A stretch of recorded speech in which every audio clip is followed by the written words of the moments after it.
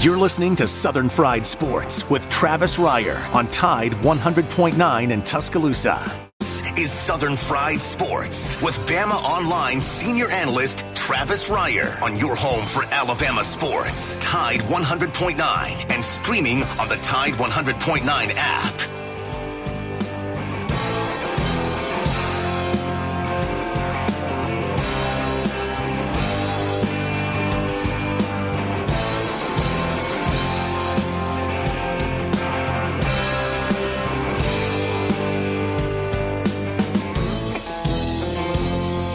Make it through this year, I think I'm gonna put this bottle down.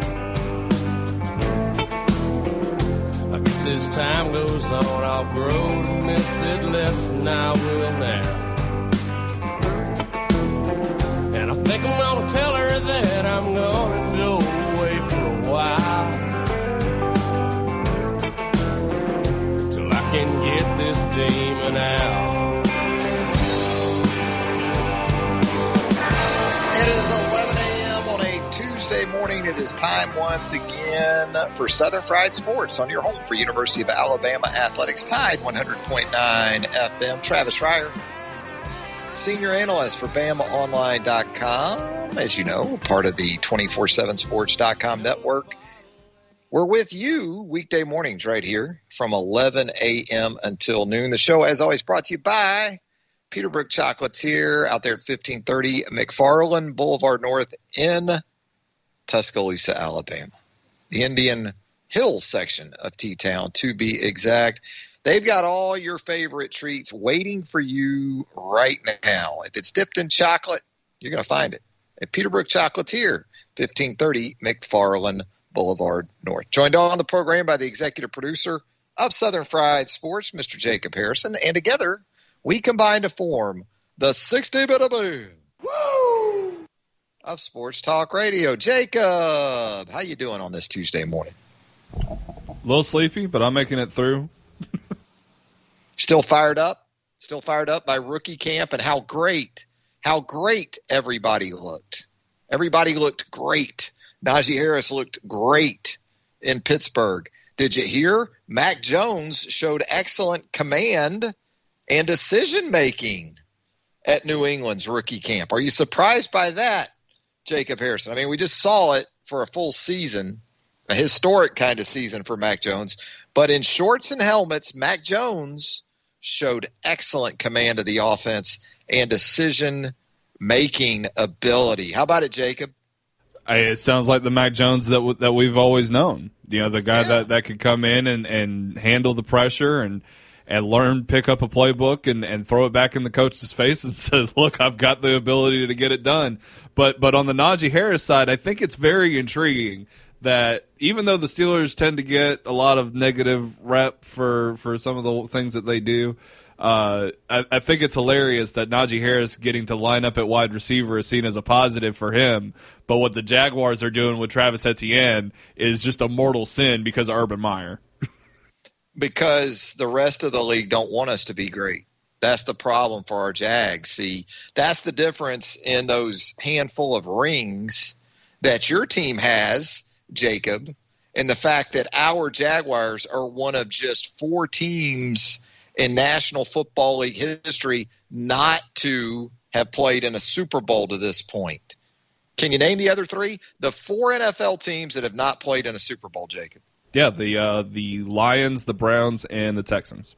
Absolutely. That's why, Jacob, you're on the varsity program here with Southern Fried Sports. That sort of knowledge, that sort of encyclopedic recall, that's why you play under the lights right here on Friday night instead of, say, in the freshman game on Monday night, JV football maybe on Tuesday, Wednesday. You're under the Friday night lights right here on Southern Fried Sports. You can too.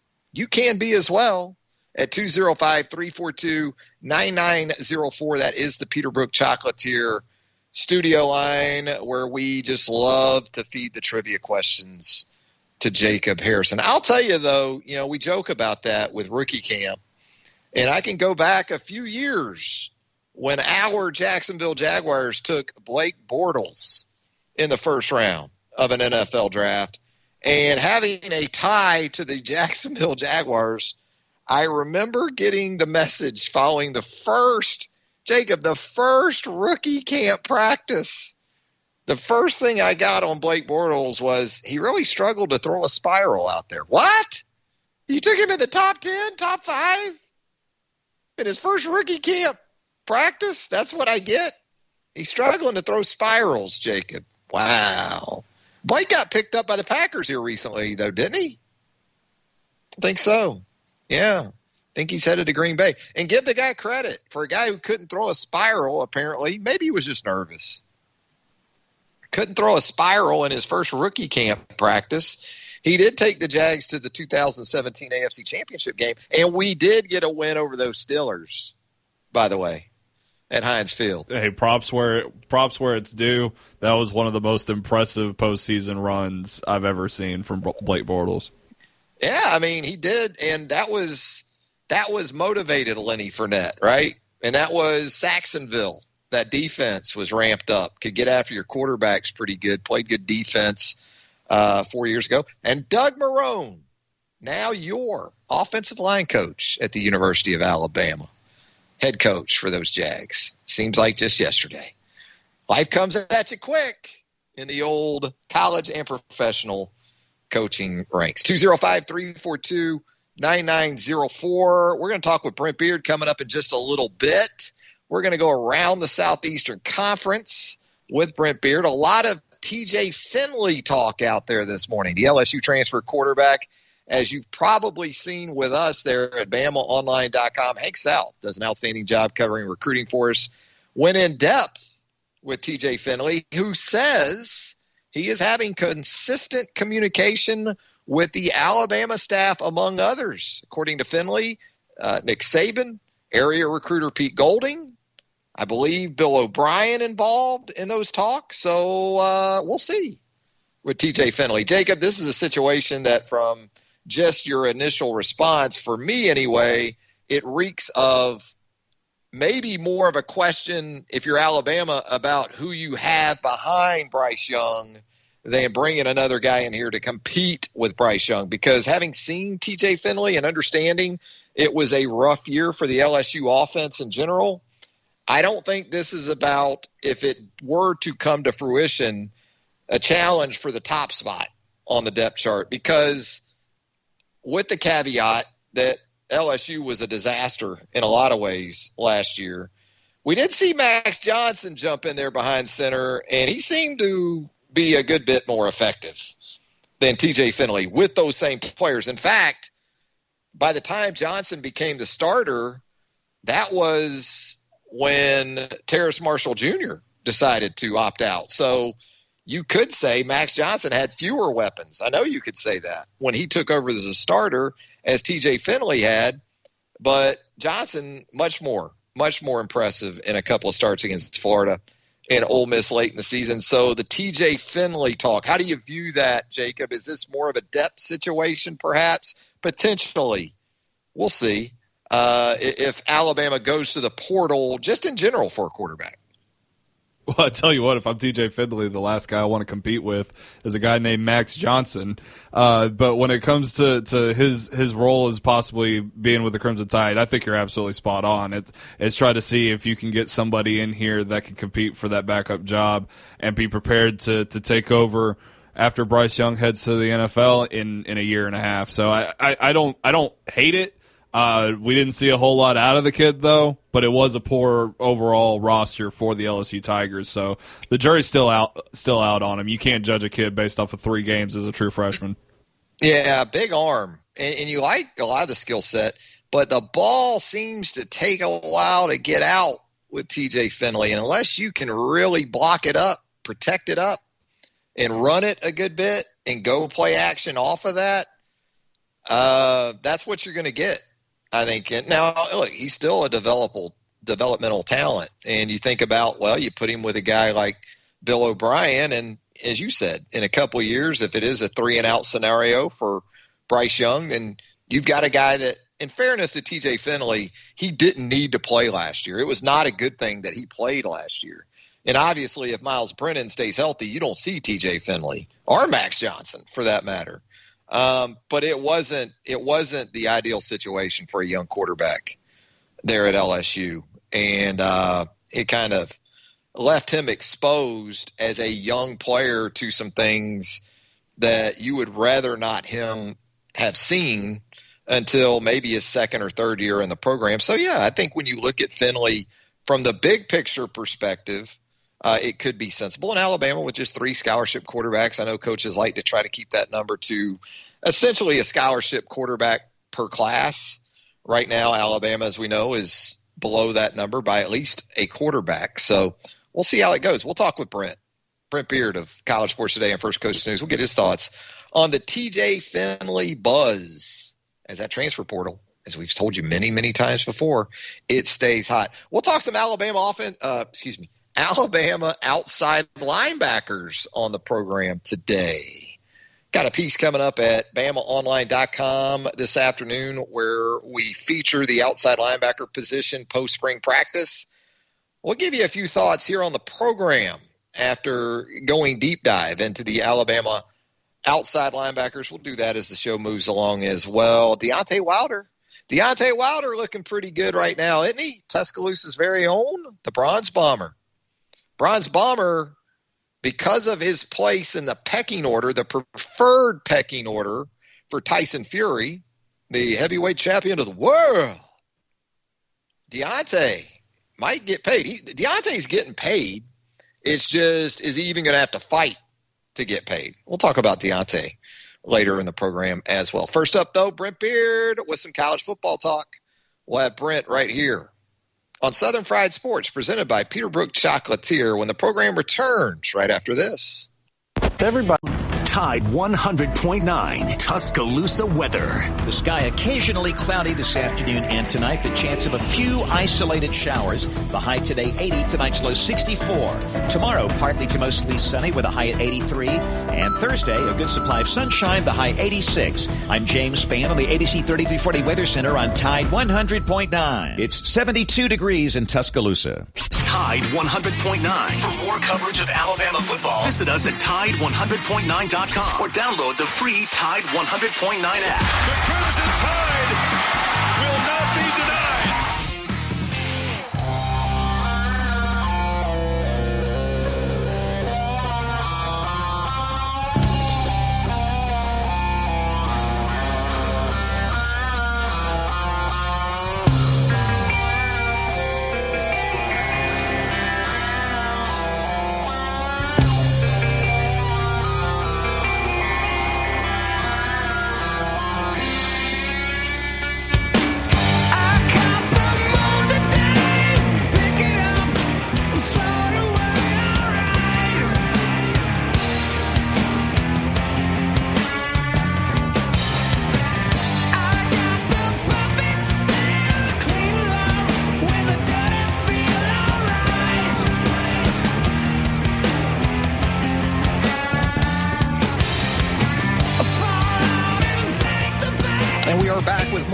Tuesday edition of Southern Fried Sports right here on your home for University of Alabama Athletics. Tide 100.9 FM. Travis Reier, senior analyst for BamaOnline.com with you. And as we typically do at this time on Tuesdays, we head to the Peterbrook Chocolatier studio line where we check in our good pal who at this very moment might be stalking the aisles of a grocery store and or a newsstand somewhere in pursuit of those coveted college football preview mags. Brent, where are we at with the preview mags right now? Any day, any minute, I'm like a sprinter at the starting gate, Trav, just waiting for the gun to go off.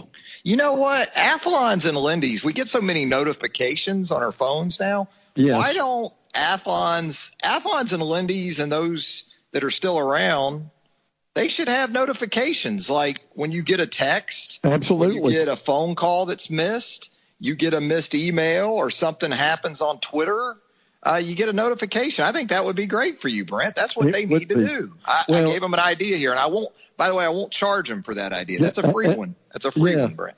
Yeah, well, and they need to call you for some other ideas that they need to But yeah, I like that. But again, as Travis said, Athlon, Lindy's due out any day. Phil Steele, after interviewing Trav about 100 out of 130 coaches, to his credit. How about that? It comes out in about a month. And as we talked last week, in some real disappointment, unless this changes, Street and Smith, just a classic, frankly, is no longer putting out magazines. So that's unfortunate. But the bottom line is, should be out any day for that the May holiday for us. Yeah, back in the day when it was wasn't it like a big three of Athlons, Lindy, and Street and Smiths? Yeah, absolutely. And I was a big, and Sporting News typically had a preview mag. Yeah, they did. I was a big Street and Smiths fan. I love Street and Smiths. And then you had the advent of Phil Steele and the different mags, and some unfortunately have gone away, as you alluded to. But to their credit, a lot of them still hanging in there. What makes it tough, you got to think, and where Phil Steele comes out on top of all this, is this transfer portal. No doubt. And this late movement that we're seeing even in recent days, with Alabama seeing Brandon Turnage go in the portal, end up at Georgia with Kirby Smart. I like that move for Brandon Turnage. I think it's a nice pickup for Georgia too. And now the news, Hank South of our staff at BamaOnline.com earlier today with an in-depth interview for our VIP subscribers with TJ Finley, the LSU transfer, looking for a new home. So you got these guys moving, Brent. Some of them we know already where they're going to land, but Finley and who knows how many others still to come. Well, and the thing I heard this morning was that the problem with the transfer portal is a lot of these guys in the transfer portal are basically walk-ons. Now, if you're like a grad transfer, man, you're gold in that thing. But the reality is, and this is what these guys have got to be careful of, you go to a school, you get your feelings hurt, or you don't want to face all the competition, and you leave after 1 year, or maybe even leave before you can get on the field. Trev, that's a long battle out of that transfer portal for those guys, is it not? You better have some sort of pre-portal work done in terms of figuring out your destination. It's kind of like my late grandfather, Jim Adumas of Walker County fame, told me, don't quit a job till you got a job. That's what he always told me. That rang true. That certainly rang true. And that would be my approach to the portal if I was one of these cats. Unless I knew pretty much where I was going, I'd be careful about going in there until I was certain of perhaps my next destination. And again, I think Brandon Turnage, we talk about Alabama and how it's going to benefit from this situation, especially if the intra-conference rule goes away. In the SEC, which you anticipate it will, but we're still waiting, and for the folks in Birmingham to follow through with that. I like Turnage to Georgia. I know some people look at it and say, well, look, he was a third-team guy at Alabama. Well, look at the situation right now at corner at Alabama. I think Turnage is a lot like a guy Georgia saw move on to Miami and Tyreek Stevenson. Good-sized corner, similar skill set. And then when you talk about Tyreek Stevenson at Miami, that's a Miami secondary that looks pretty good going into that opener against Alabama with Al Blades Jr., Tyreek Stevenson, Bubba Bolden. Got some players on the back end for Miami. They really do. And their defense may have to hold them up for a while. We still don't know whether Derek King is even going to play or not, Trav, because of that ACL in that opener with Alabama. But your point's a good one. And Kirby mentioned at the end of spring practice that the group that had the furthest to go by the time fall got here was the offensive line. I would dovetail in there, Trav, and throw isn't the secondary got to be next? Now, look, they did a nice job bringing in some other transfer guys, but particularly from West Virginia, and one of the better guys they've got anywhere. But look, Travis, that they know good and well, along with that offensive line, those DBs have got to be reinforced. Well, just look at the NFL draft for more on that. LeCount, Stokes.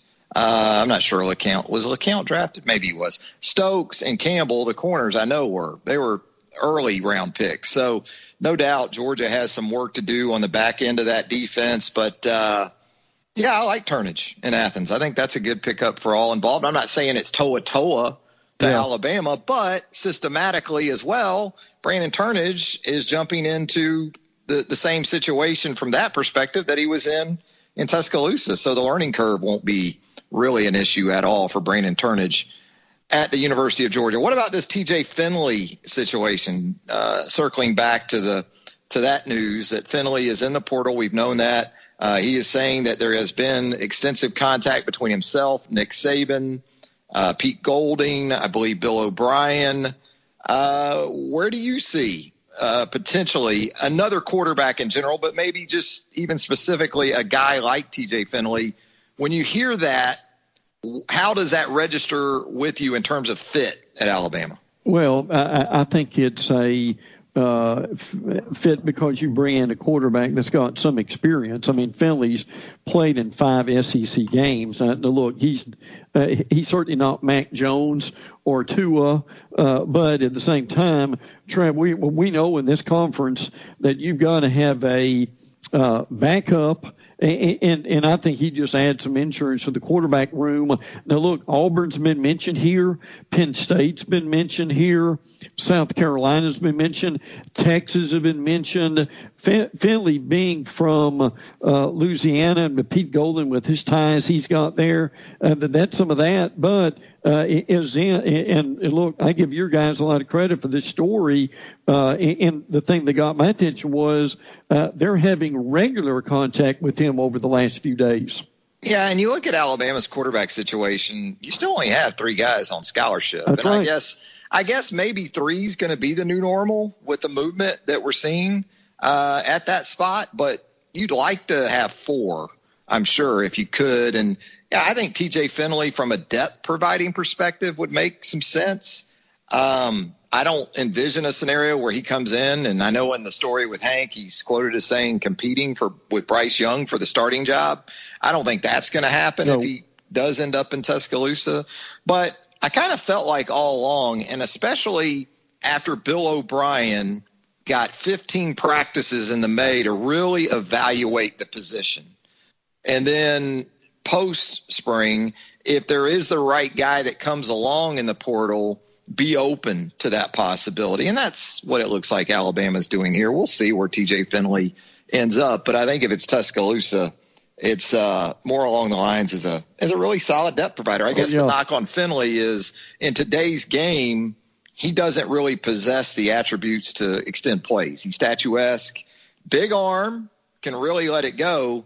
But you're going to have to be, I would say, run-oriented and then play action pass off of that. He's not twitchy. He doesn't get the ball out especially quick. And we kind of saw this coming later in the 2020 season, Brent, that Max Johnson was just advancing at a pace that it was going to make it really tough to keep him off the field there. There's no doubt. And Miles Brennan still involved with that, too.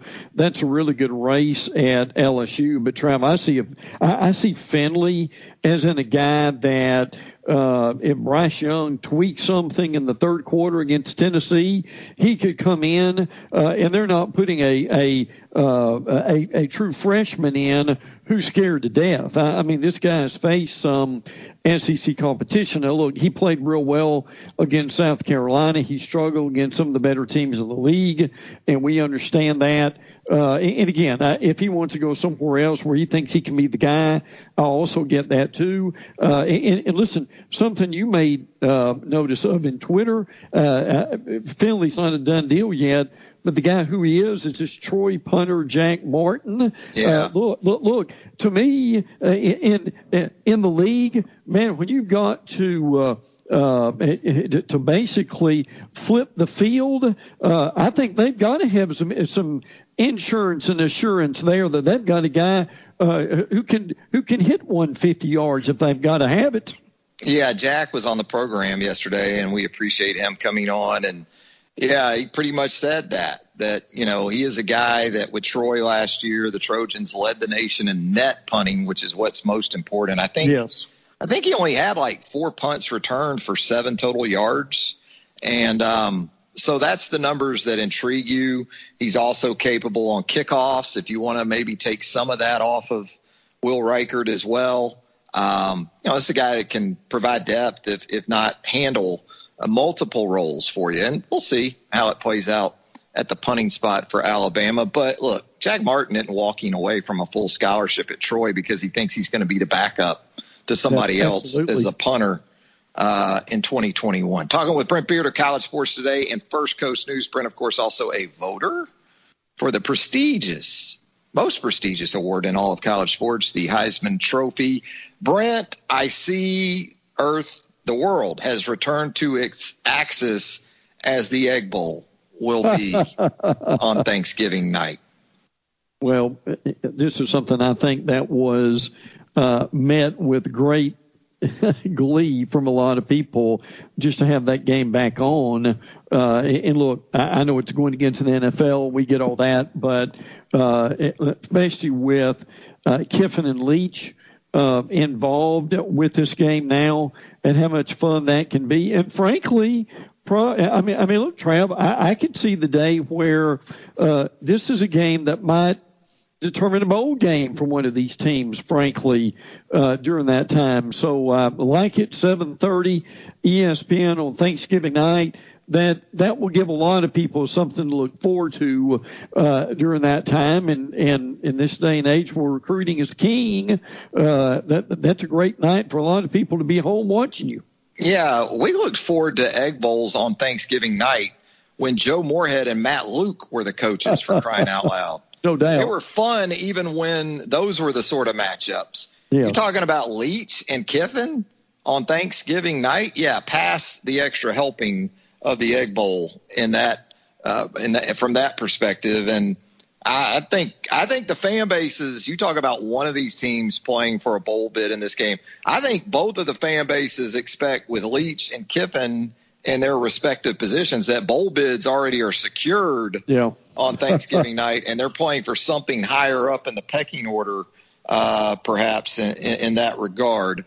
But yeah, I think it's perfect. If we can't remember we used to have Texas A&M. That's right. Yeah. On Thanksgiving night, and we should really what we should have is a doubleheader of Texas A&M, Texas, Ole Miss, Mississippi State on Thanksgiving night. Yeah. If everything was the way it should be, that's what we would have. I see you also have some week 0 scheduling news. It seems like our Hawaii Rainbow Warriors live in week 0. It seems like every year our squad out there on Oahu plays in that week 0. Oh, yeah, absolutely. Now, Trev, what's interesting here is you've got Hawaii and UCLA. Now, UCLA shortly thereafter plays one LSU in the Rose Bowl. So I'm not saying UCLA is going to win that game. I don't think they've got the line of scrimmage to do it, but that will certainly help them. So, and boy, oh boy, Trev, how badly does Scott Frost need a opening season win over Illinois? Brett Bielema's debut. Absolutely. With the Fighting Illini. Yeah, there's some intrigue there. And you said it, UCLA, there's a lot of expectations out there at this point under, Chip Kelly, and what that situation is supposed to be at this point in his regime. So you talk about that LSU game. I believe that's a week later. It is. In Pasadena. But you need to get past Todd Graham, the well-traveled Todd Graham. No doubt. Head coach of Hawaii there in that season opener. And, I kind of get some – you know what I get from that UCLA-LSU matchup? I get some UCLA-Alabama 2000 vibes. Oh, yes. Is there potential for some Alabama-UCLA 2000 in the Rose Bowl vibes there for you, Brent? Trev, I think of that LSU D-line. I had a lot of freshmen and sophomore. I would, but I think that group's probably too salty for them. But and again, before anybody starts making fun of Chip Kelly, we need to remember that he was squarely on that Florida Gator radar trail before. But before they hired Dan Mullen, so I don't want to hear any Gator snickering about that. A lot of Gator fans were tingly at the thought. Yes, Chip Kelly in Gainesville. They were very tingly. Now, let me throw this out, too. I'm not saying it's going to happen, but Trav, for September in the Pac-12, could you order anything better for that league than if UCLA somehow beat LSU and Oregon goes to Ohio State and wins that game? No. Let me ask you this about the Pac-12. What do we know about capacities? I mean, we can talk about those games, but what are we looking at with fans at those games? Are we going to still be fanless in LA and on the West Coast at that point? That's something I'll be interested in. Yeah, I'm not sure that's been decided yet. I'm pretty sure it hasn't. I'll tell you one thing the Pac-12 has decided here in the last couple of days. It has eliminated its interconference transfer rule, allowing players to transfer freely once at least between conference teams. I give the Pac-12 credit for that. What are we waiting on in terms of the SEC at this point? Well, here's the deal with that. The SEC has a committee of I think it's 11 or 12 commissioners and chancellors who are meeting either the last week of this month or the first week of June, and that is when they're going to vote. And again, we think they will that it will pass. And that will be okay. But the thing that you still see, and we talked about, I'll give him credit, Mike Farrell and Rivals.com had a big article about this a couple of weeks ago that said that there's certainly rumors out there. Could the SEC presidents try to set some kind of precedent and kind of slowing things down with this?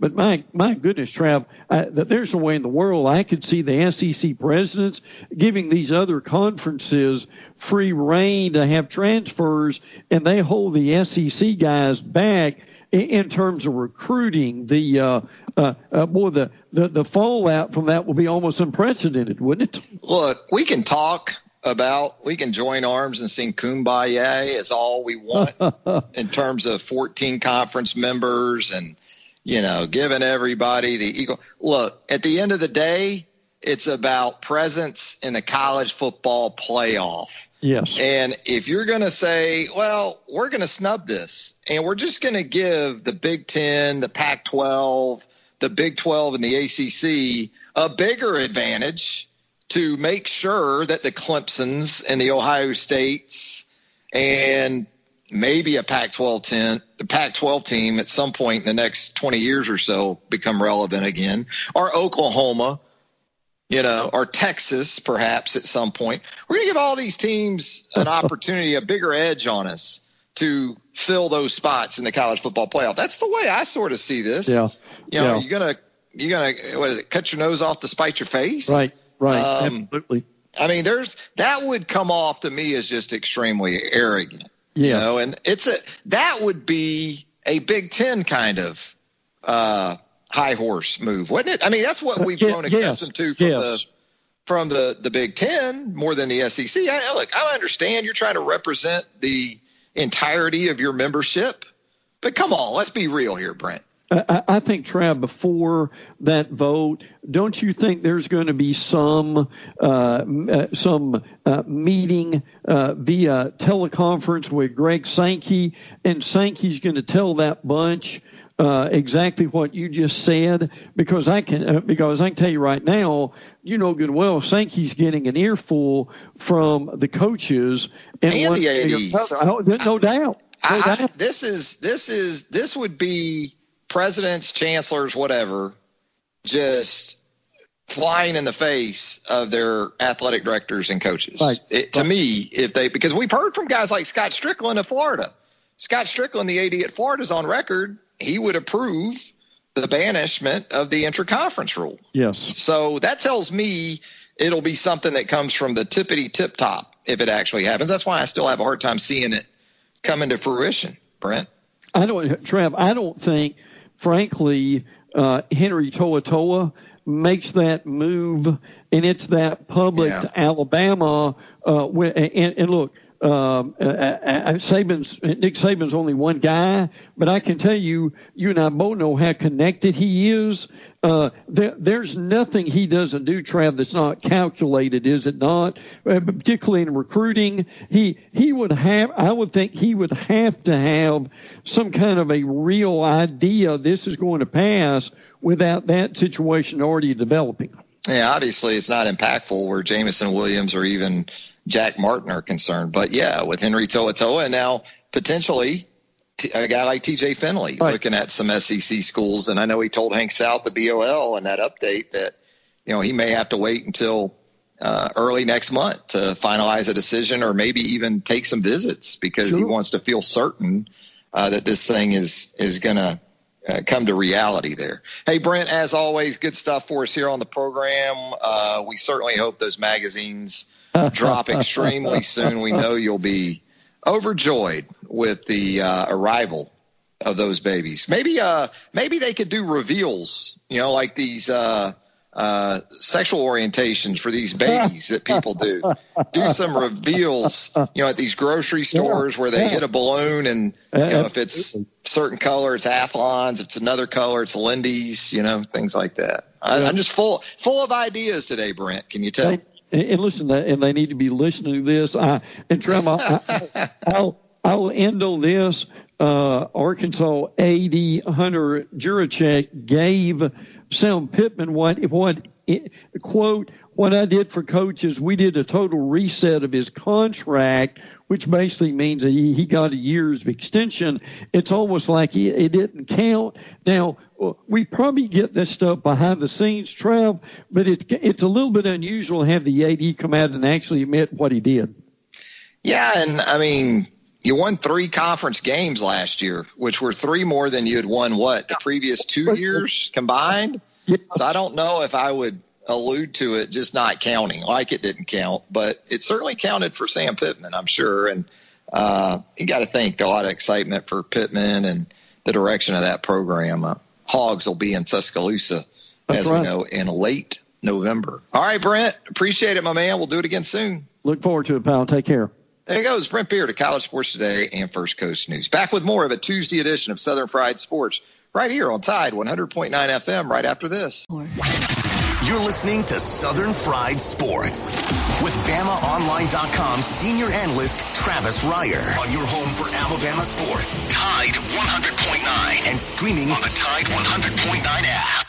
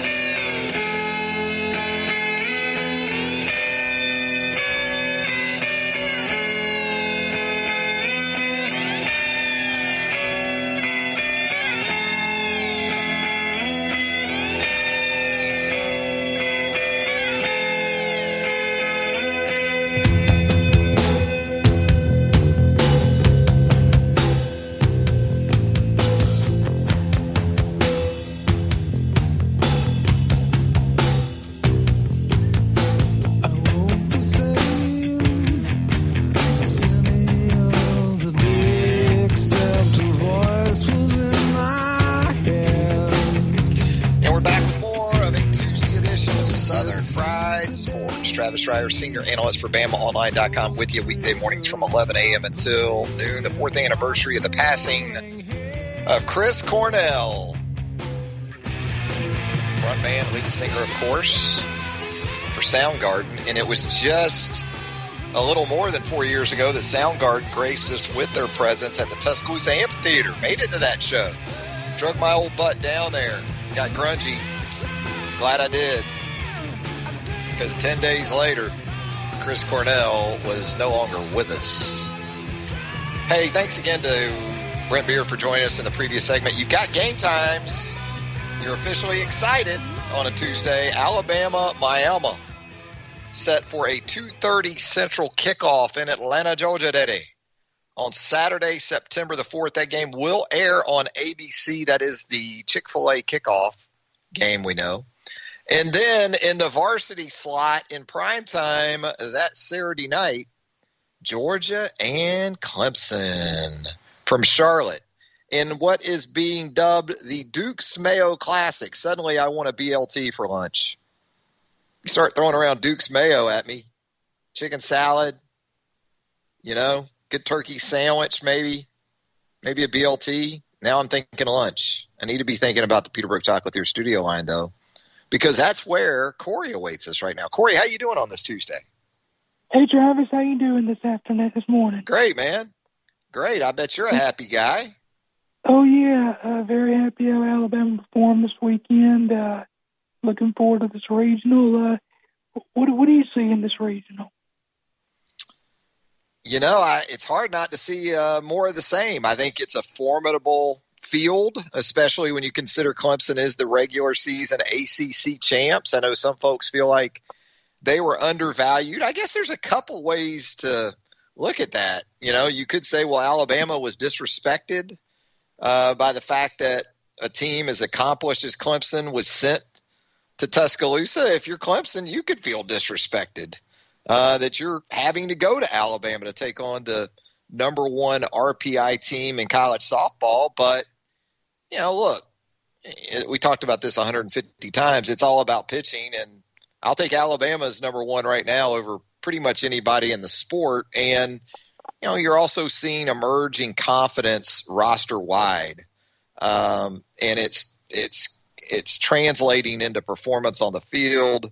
1 through 9 in the lineup, you're feeling a lot better about that situation than you did 4 or 5 weeks ago.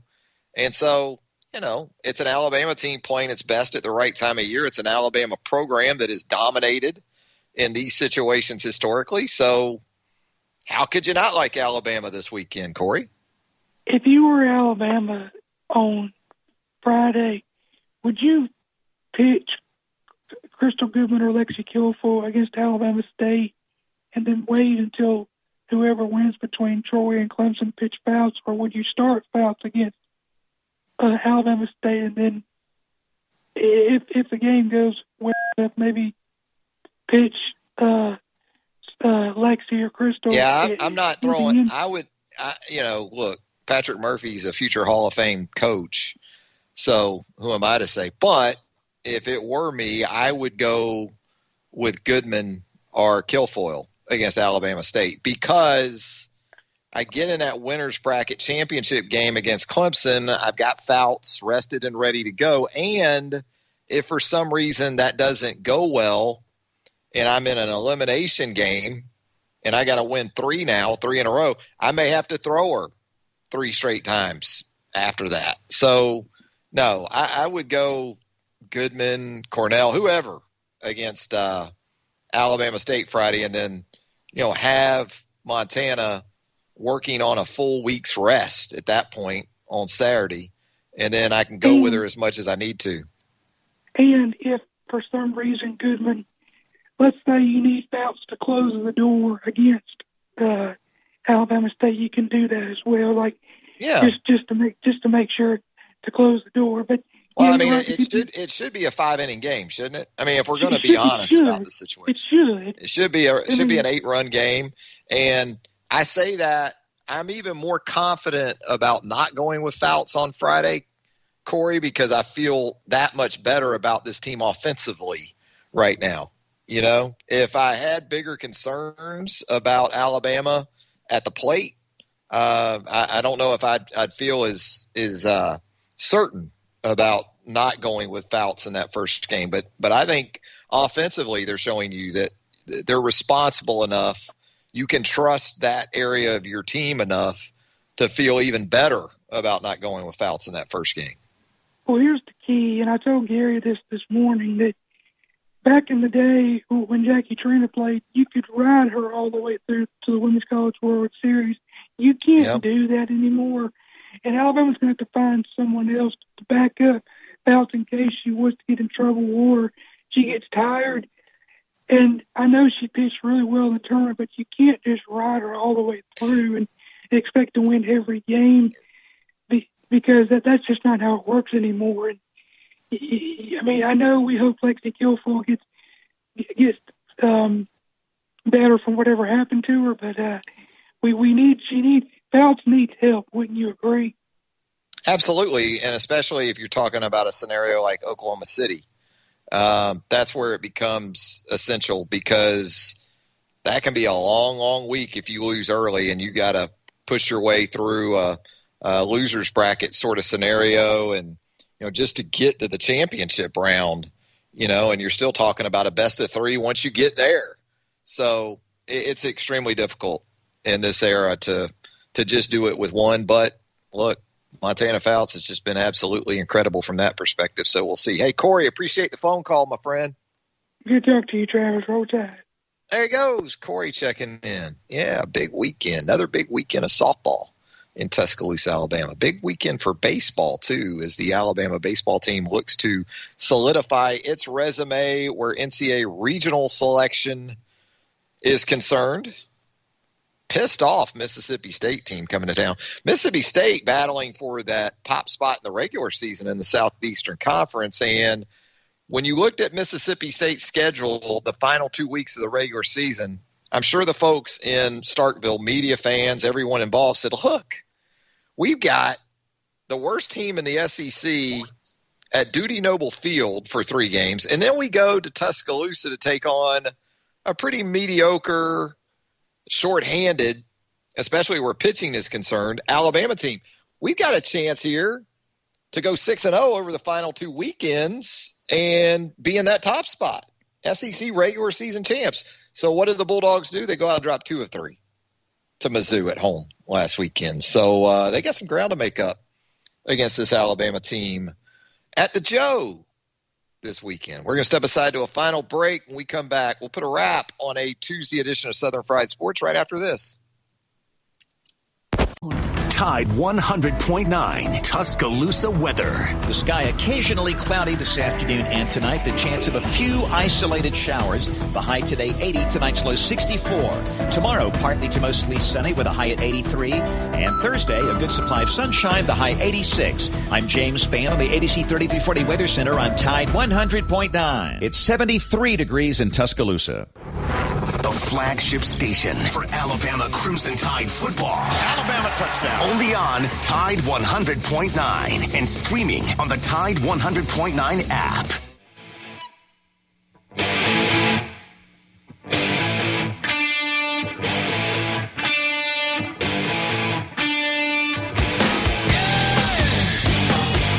So really what we're talking about here on Labor Day weekend is an SEC-ACC challenge, right?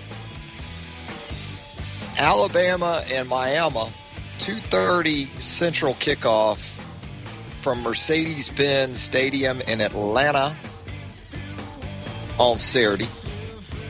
That evening, completing the double dip, Georgia at Clemson. I don't know if I trust Georgia enough in that situation. Secondary, offensive line, wide receivers. Still got a lot of questions about that Georgia team. And then on Monday night, you're going to have Louisville and Ole Miss, 7 Central on ESPN. Sandwiched between all that, Notre Dame at Florida State on Sunday night from Tallahassee. Have we heard from Notre Dame? What is their preference? What will they sort of deem themselves this season? Because last year they jumped right in there with the ACC during the COVID.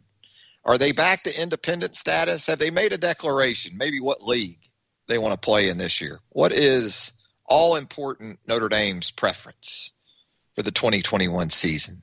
Hey, some other games with some television and time designations now. Texas at Arkansas. I like that one. Saturday, September the 11th, that's going to be a 6 o'clock Central kickoff on ESPN. And the Auburn Tigers travel to Penn State the following weekend, Saturday, September the 18th. That'll be a 6:30 kick from Happy Valley. That game will air on ABC. So you're getting those hunger pangs pretty good now for college football. I can't help you with that other than give you this information, but I can help you with the lunch whistle. on a Tuesday, and that is Heat Pizza Bar, downtown Tuscaloosa, Government Plaza. Starting at 6 o'clock this evening, Thai chicken pizzas for just $7. Trust me.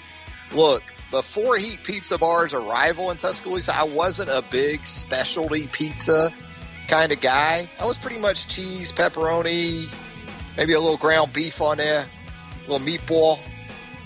But with Heat, they've broadened my horizons, and those Thai chicken pizzas are out of this world. You can find them there at Heat this evening, starting at 6 for just $7.